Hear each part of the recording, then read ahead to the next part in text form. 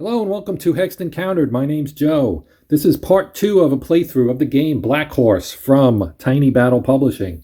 This is a pretty new game. It is a grand tactical game that is set in the Fulda Gap area of Germany in the late 1980s as a hypothetical Third World War between the Warsaw Pact and NATO, with the primary forces being engaged here, part of the U.S. 5th Corps on the NATO side and the 79th Guards Tank Army on the Soviet side. So I did do a part 1. What you're looking at right here is formation status cards, and we'll get into this in a second. But if you want to watch part 1, I would highly recommend it if you have not seen it, because I do all the kind of setup and everything, and we're just kind of going to jump right in here. So what we're looking at right here is the formation cards, as I mentioned. Now you have one for the U.S., 3rd Armored Division, right? Then you have the 79th Guards for the Soviets. So these are the subordinate units for each side.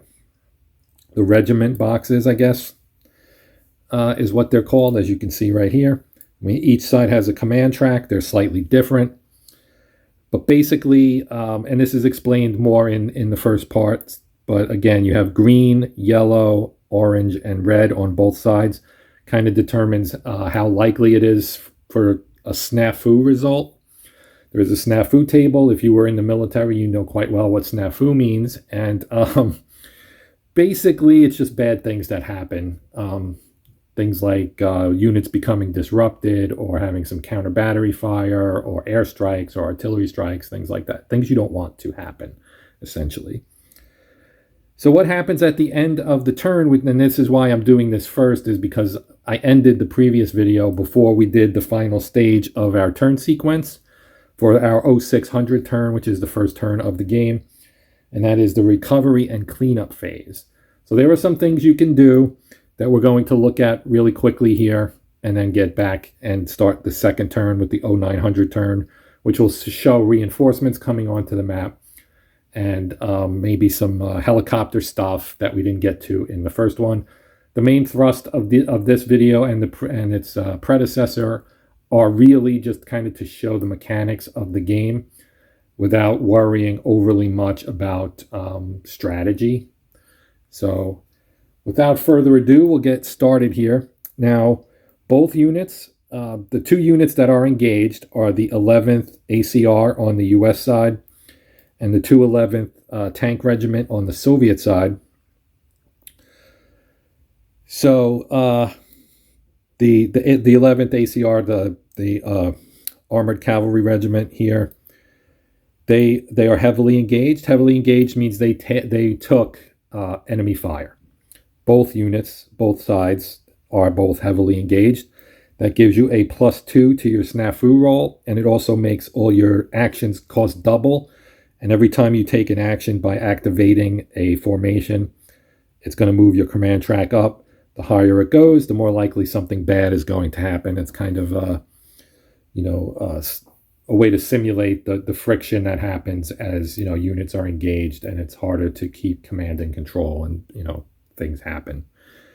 So the first thing we do is we remove both of these. So these two go away. Now, if you have artillery, which go in these boxes here, you can maybe see it says Arty and Helos. So in here, and in this case, we have two artillery units. On the Russian side, we have an artillery unit, and beneath that is a Stinger missile on the US side. So the artillery on the US side was marked as fired at the beginning of the scenario, kind of to prevent it from being used, mainly, I believe. But that gets flipped over. So that's flipped over, and they're now ready to be used again. I did not use the Soviet off-board artillery. The Soviets actually have some on-board artillery, which did fire in the first round. So you will be able to see that again if you take a look at the first video, if you have not already. Now, in this box right here is the reorganized box.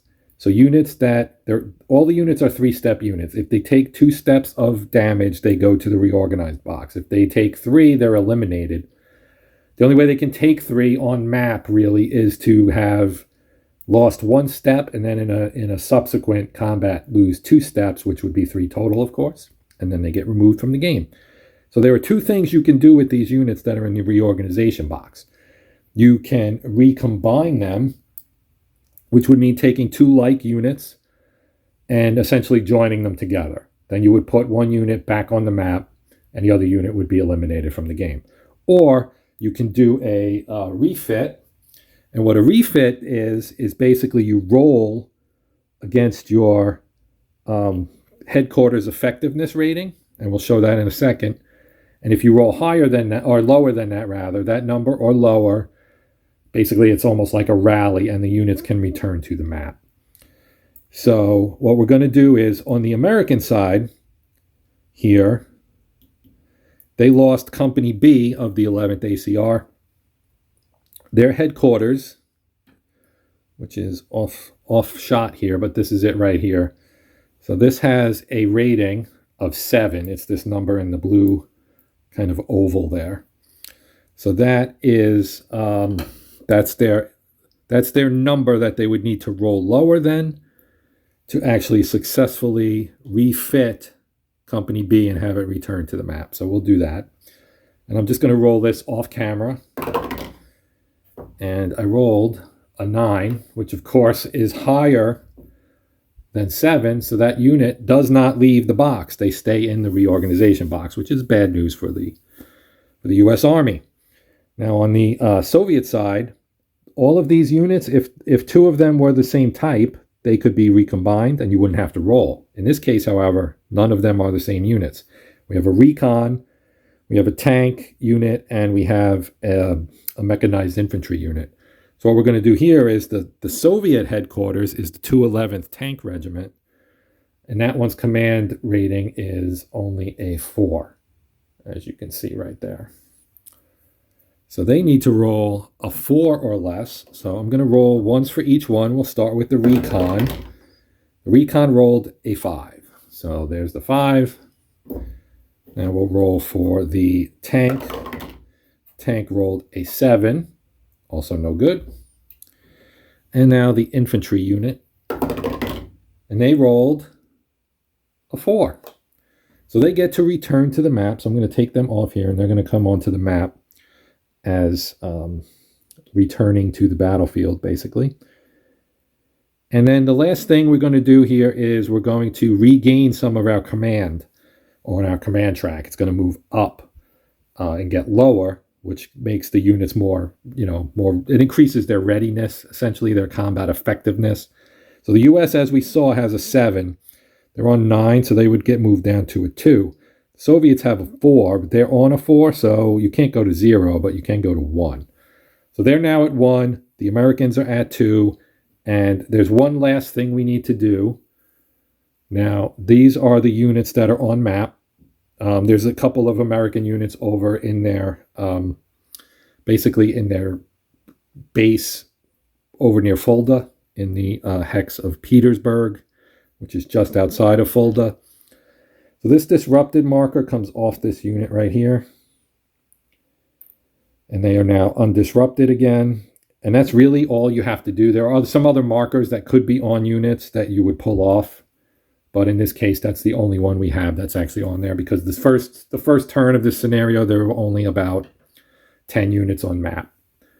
And as you could see, we had 3 on the Soviet side and 1 on the American side get knocked out. So we are now ready to pick up with the 0900 turn, which will start with the initiative phase, and then we'll do reinforcements, and you'll see reinforcements enter the map, and so on and so forth. And I just realized I screwed up. It's worth keeping in the video, so I will, because the refit mechanism can only be done during the night turns. And there's only 1 night turn. Actually, there's 3 night turns. I'm sorry. You have the 2100, the 000, and the 0300 are night turns. During night turns, you can refit your units.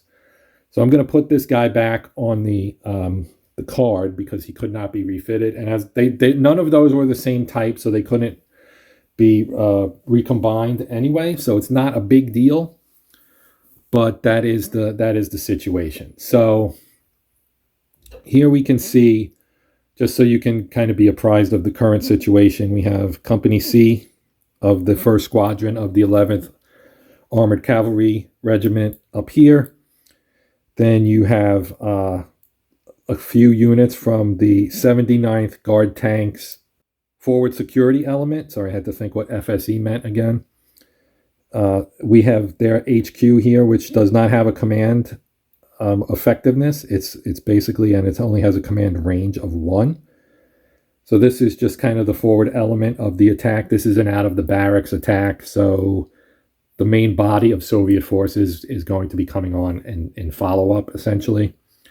So they've got one reduced company of tanks here, and then beneath our headquarters, we've got one battery of artillery. And the Americans have Company C over here. Companies A and D are over in Fulda, which is out that way to the west. So we're going to move our turn track here to the 0900 thing there, which is off map. I'm going to readjust the shot here in a second so you can see the units as they come on, because there will be some special things we need to do here as well. Okay, we're ready to go here. So the first thing we're going to do is roll for initiative. Now the Soviets get a +3 on their die roll. I will roll for them first. They rolled a 2, which becomes a 5. So that's beatable for the US player here. And they roll a 0, which in this game is a 0. So the Soviets retain initiative. Now I'm not going to remove the dice tower because we have to determine the fate of several, or 5 rather, helicopters. These are potential support helicopters for the 11th ACR. Each one will get a roll. So if I roll between a 0 and a 4, the unit gets eliminated. If not, it is available for direct support of 11th ACR. So we'll start on the left. They're all identical. We're just going to roll through. Actually, they're not all identical. Some of these are 9s. Okay. So an 8 is good. He lives. So he'll stay. He'll go over there to the formation card. Second one is a 5. Also good. Third one is an 8. Fourth one is a 3. This one is eliminated. And the 5th and final one is another 3, also eliminated. So 3 out of 5 survive. They will be available basically to be on map and available to attack the enemy. The helicopters units in this game represent attack helicopters. The scouts are basically, according to the manual, they are kind of abstracted out into the game itself. So I'm going to remove the tower for now. Here you can see a big chunk of the map, not all of it by any stretch. Our game turn tracks up here. You can see this says 0600. That was turn 1. We're now in turn 2. You have a day track over here, 4 days. So if you play the entire campaign, you would start on day 1 and go through day 2, day 3, day 4, assuming that neither side actually wins. This is a tough situation for the U.S. side. The balance of forces certainly favors the Soviets.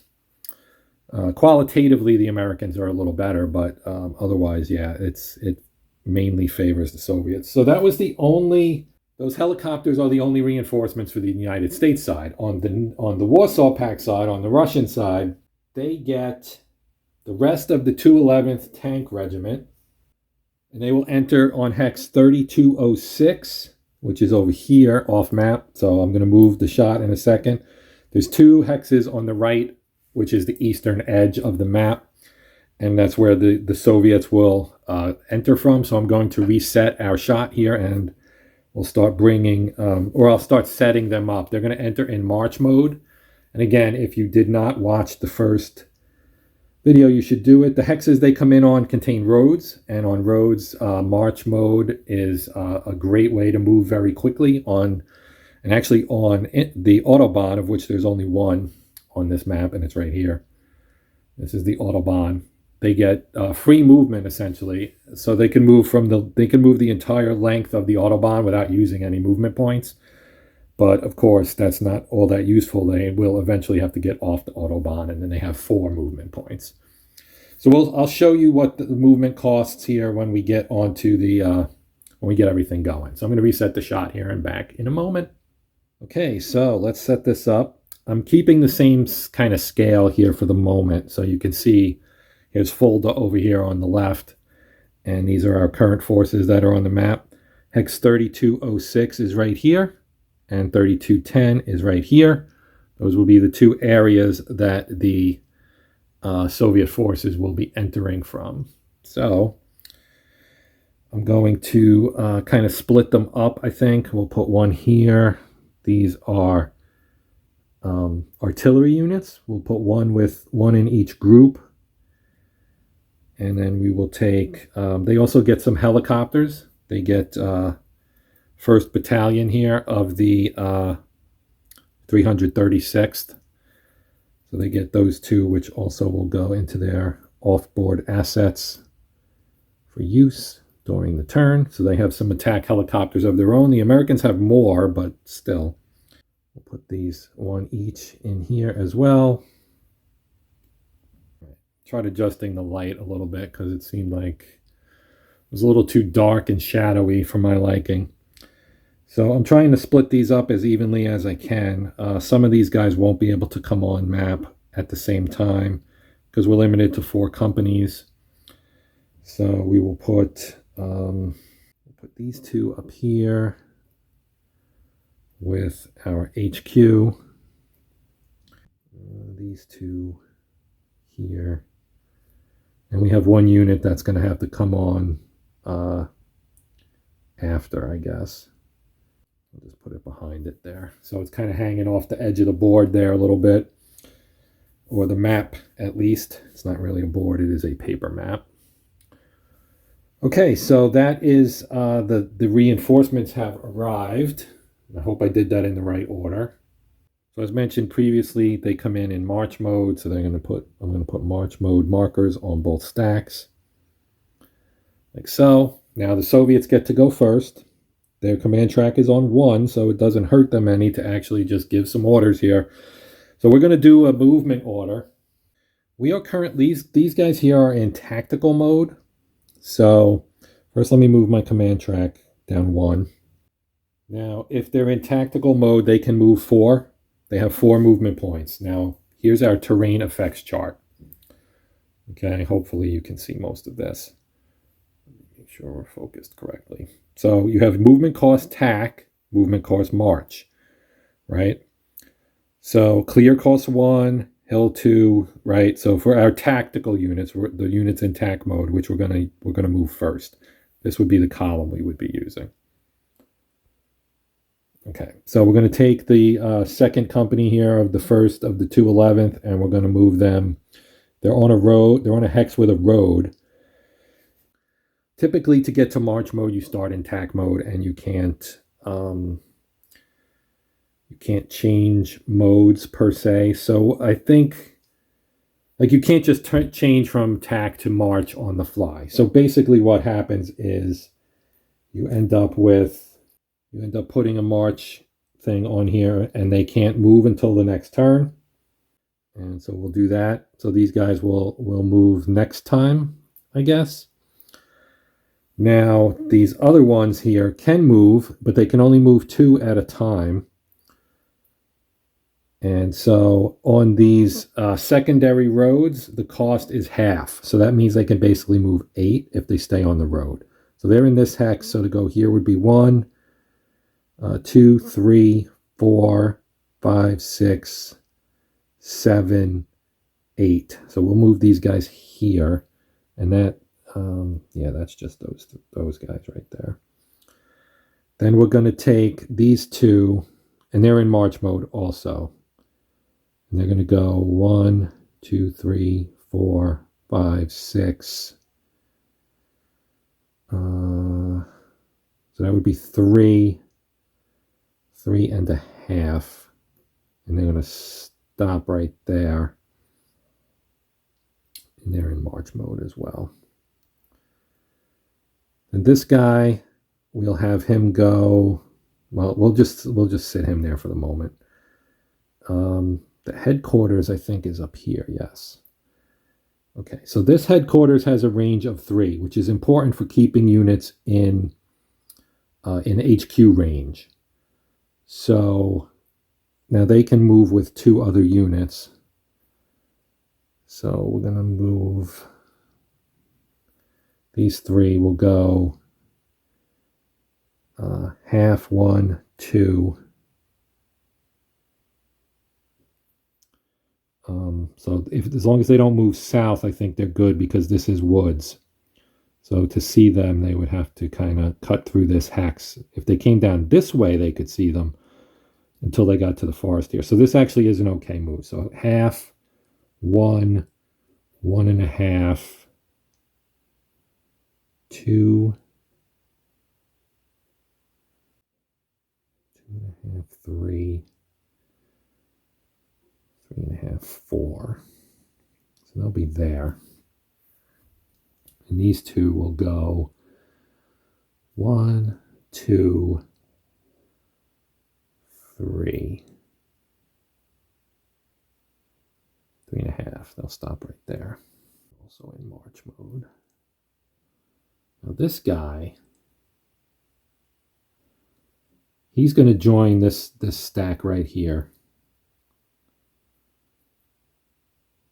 He's going to join this stack right here with the HQ. Because this unit here, I think this unit right here, if I can focus on it. Come on now, focus. There we go. I think this is an anti-aircraft unit because of the blue range. So that would actually complete the Soviet impulse. Now the Americans will go, and they're going to issue a movement order themselves.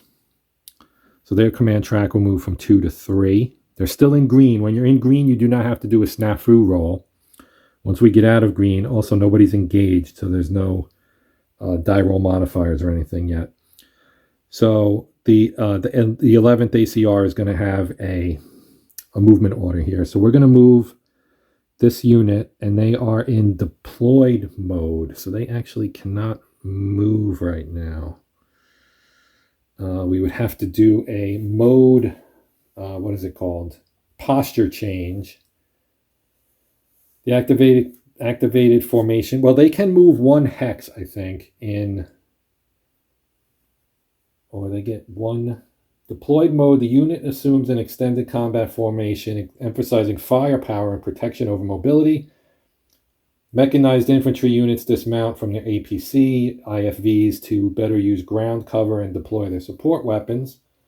Units may only move 1 hex, and water obstacles cannot be crossed. So I think they can move 1. So I am going to use a movement, and we're going to move them here onto this hill.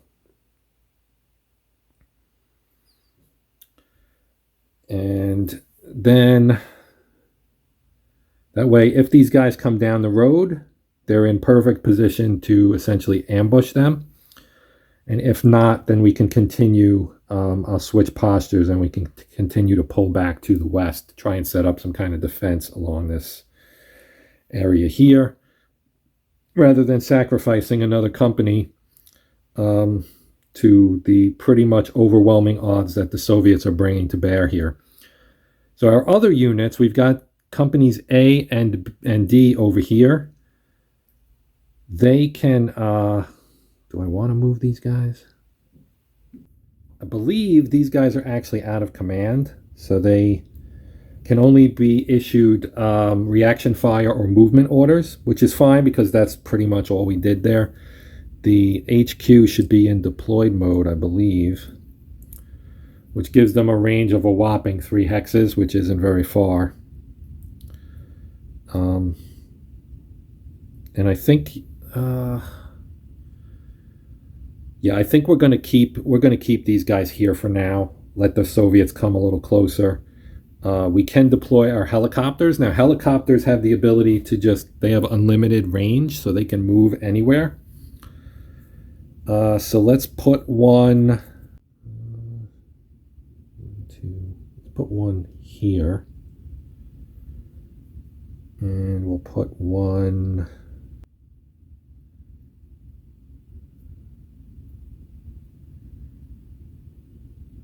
let's put one here. And we'll put the other one down here. Yeah, okay. All right, so that would end the US activation. So now we would go back to the Soviets. And let's see, they're in March mode.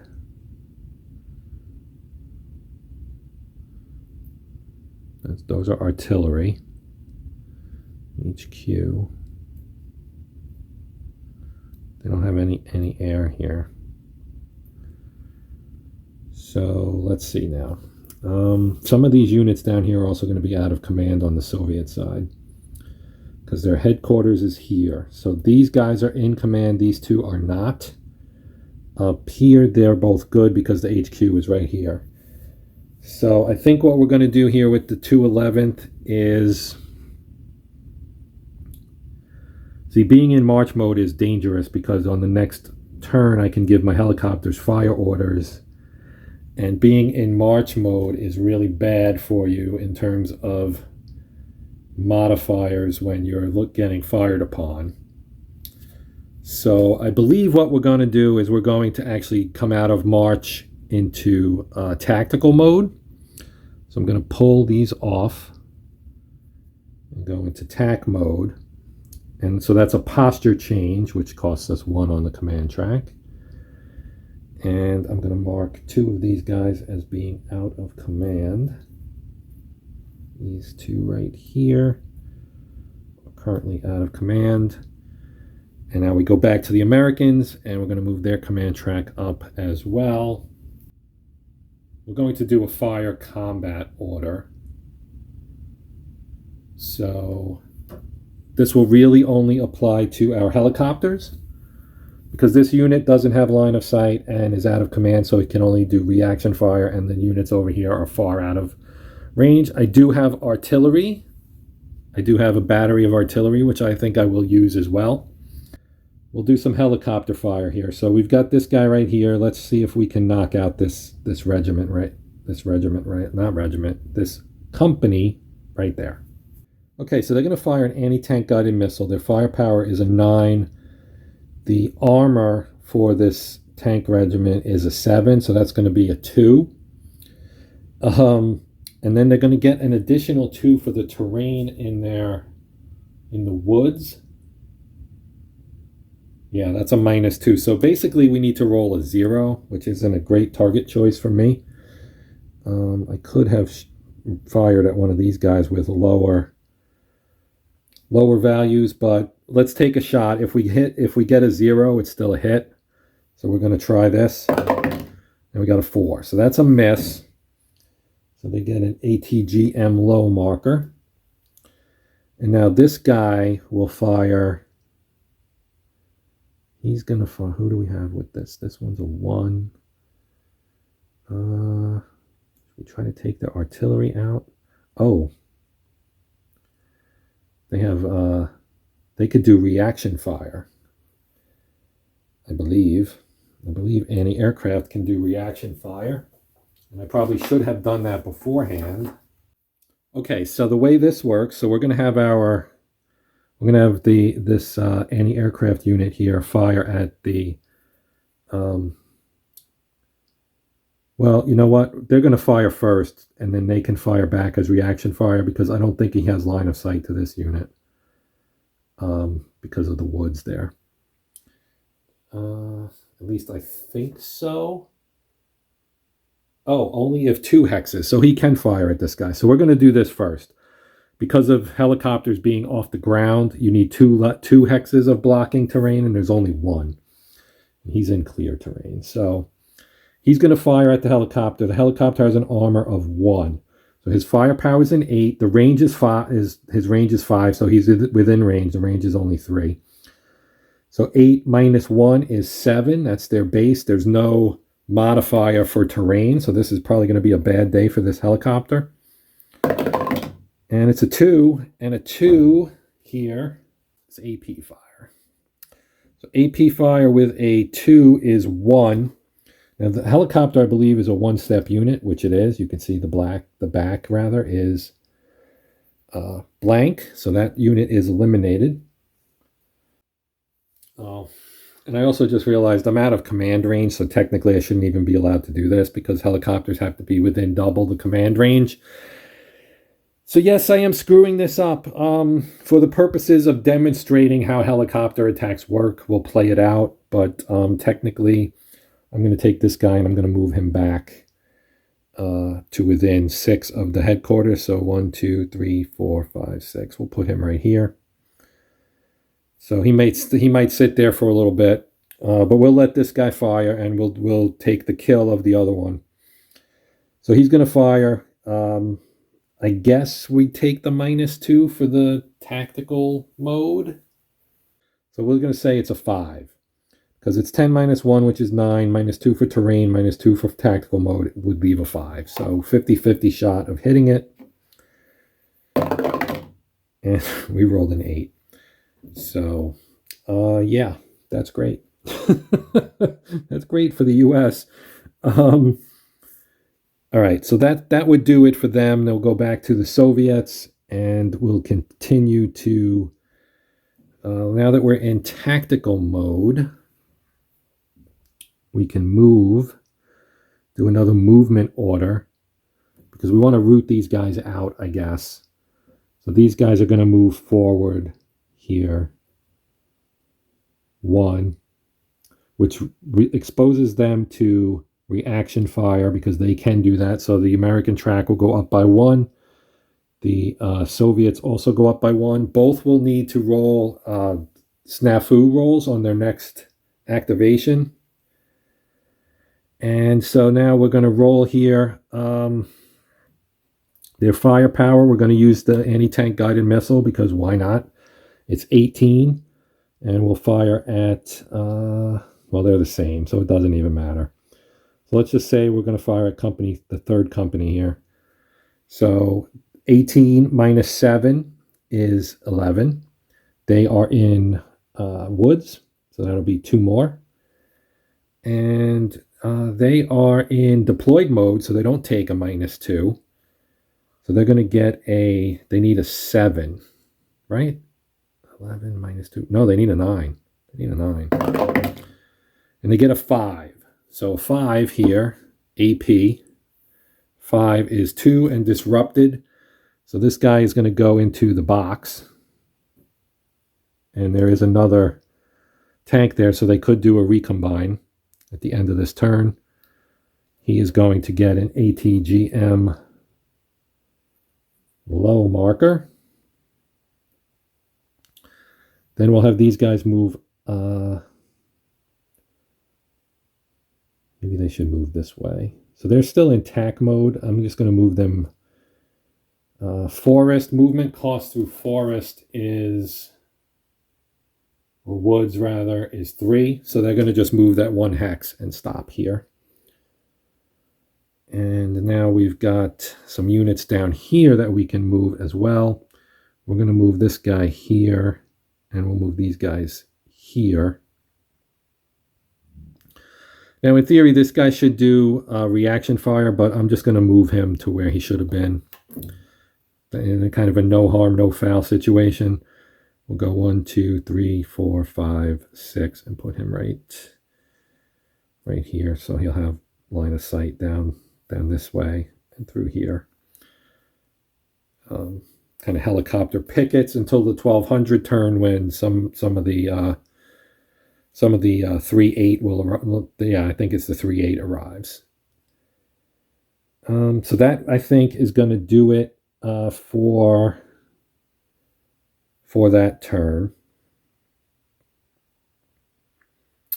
Yeah, that'll do it for that turn for the Soviets. So now we go over to the Americans. They really, they'll do a fire and they're going to do an artillery attack. So they have onboard artillery right here. This light is driving me crazy. There we go. So you can see it's battery 1 of the 11th. It's got a firepower of 6, and its armor for counter battery fire is a 4. This actually does not come on the map. So its firepower is 6. We're going to fire at, you have to have line of sight to the enemy, so we're going to fire at this hex right here. And it affects the entire hex, so it could hit the HQ as well. So they have armor for HE for them. Actually, I'm trying to remember. I think artillery on a hard target. Need to check. So that's right. You use the artillery defense value of the hex, which in this case is 1. So that would be a 5. And so we're going to roll here and see what we get. Get a 7, so no effect, except to make this artillery unit flip to its fired side, which makes it eligible for counter battery fire from the Soviet artillery, of which they have, as you might expect, plenty available. But that costs the, I forgot to roll for my snafu too. So that's going to push them up even further, but let's roll, let's do a post-dated snafu roll here. So here's our snafu table. We're in the yellow. We are heavily engaged, as are the Soviets. Both sides are heavily engaged, so that's going to give us a +2. And that also means I need to move this up 1 more, so we're at 7 now. So we're heavily engaged. We're at 7. So we're going to get a +2 DRM. And an 8 + 2 is 10, which means 2 units get disrupted. I get to choose which 2 units, so guess what? I'm going to disrupt the 2. Unsurprisingly, I'm going to disrupt these 2. And I'll leave the HQ undisrupted. I mean, they're not going to do anything anyway. And that comes off during the cleanup phase. So now it goes back to the Soviets. We could do like an assault if we wanted to, or we could just shoot at them. So maybe we'll just shoot at them. So we do have an 11 firepower here on our tank. Their armor against that is a 6. They're much harder to hit with anti-tank guided missiles. We don't have any. So that's going to be a 11 minus 6 is 5. They're in woods. They are also in tactical mode, the attacker. So that's going to make that number actually, it's 11 minus 6 minus 4. So it's only going to be a 2. No, 11 minus 6 minus 4 would be a 1. Because it's 11 minus 10. And that did not stay in the tower. And we rolled a 5, so that was a no effect as well. Yeah, so there's not a lot going on except that people's command tracks are getting moved up. And I don't think anybody else can fire on anybody right now. And I didn't roll for the snafu for the Soviets on that turn, so I'll do that as well because I forget. I've forgotten a couple times now. So they are heavily engaged as well, so they'll get a +2. 5, so that's going to be a 7, which I think is okay. So, yeah, 7 is no effect. So barely. All right, so back to the Americans. Well, let's take another crack. We're going to fire again. So we're going to lose 2 here. We're going to go to the orange level now. But we still, I believe we roll on the 7 rather, because you do this before you declare what your order is. You're just activating and you roll when you're activating. So we're in the yellow. We're still heavily engaged. And we rolled a 0, which is a 2, which is no effect. So that actually worked out okay. Now we'll do the attack. So again, we're doing anti-tank guided missile, which is an 18. The armor on this unit is a 7, which is an 11 minus 2. So again, we need a 9 here. And we got a 0. So now we check the 0, and this is going to actually be not that great. It's a 1 step loss and a disruption. So that's not terrible because we are going to disrupt this unit and reduce it. We'll stick a disrupted on here. And we got the HQ there as well. And I just realized that I couldn't do that because these guys are out of command, so that attack was illegal. So I'm going to undo it. I'm going to undo it, and I'm just going to say that the Americans passed. So they pass, and that leaves them down at 7 on the command track. Because I don't really think they have anything else they can do. We could move, I guess, but they're on a hill. And they are in a forest, or woods rather, so they're in a pretty good defensive position, essentially. So we'll go back to the Soviets. They are going to do,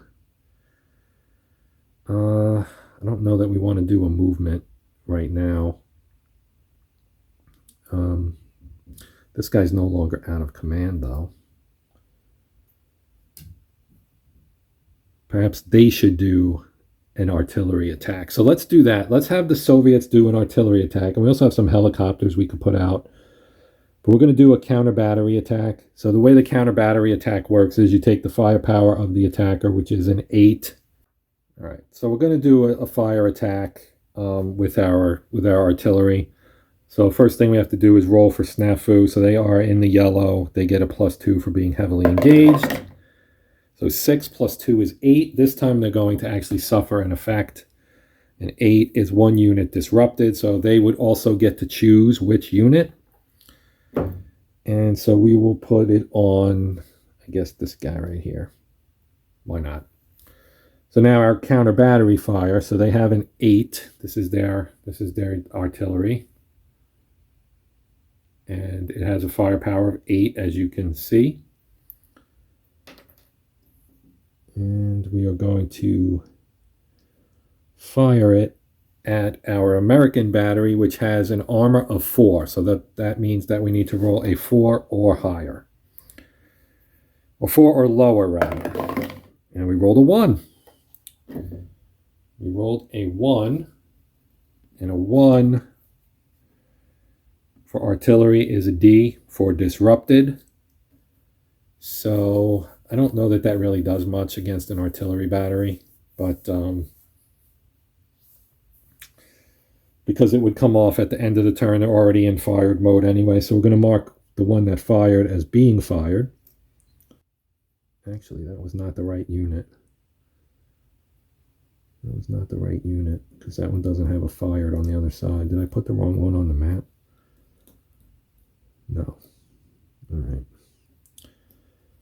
So never mind, that actually should not have even happened. These 2 units are supposed to be on map, I believe.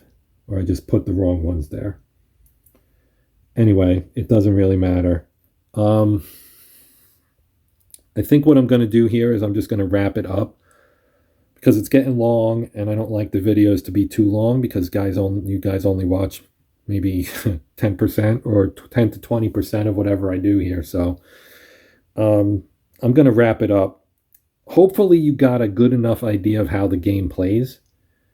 I know I made some mistakes, but I did show you helicopter attacks, anti-aircraft, counter battery, which isn't really much, reinforcements, march mode, things like that. So you've seen a decent amount of what the game has. There is much more to it. There's improved conventional munitions that artillery can fire. This scenario does not have that.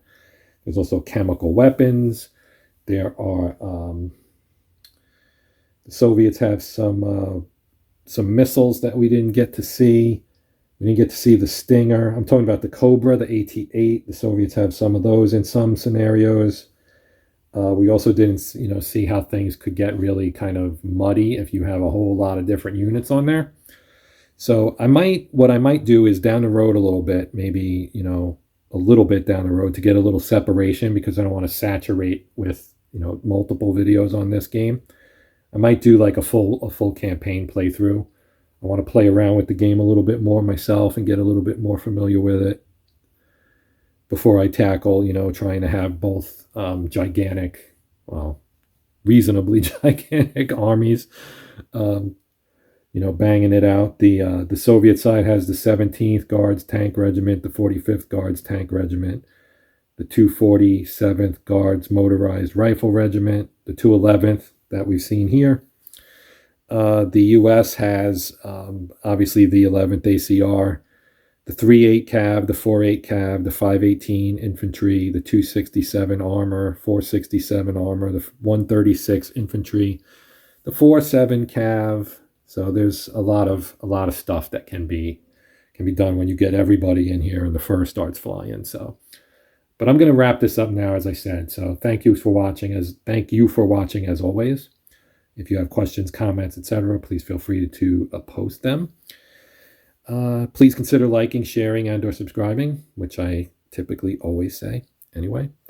But yeah, I'm Joe. This is Hexed Encountered. And until next time, happy gaming.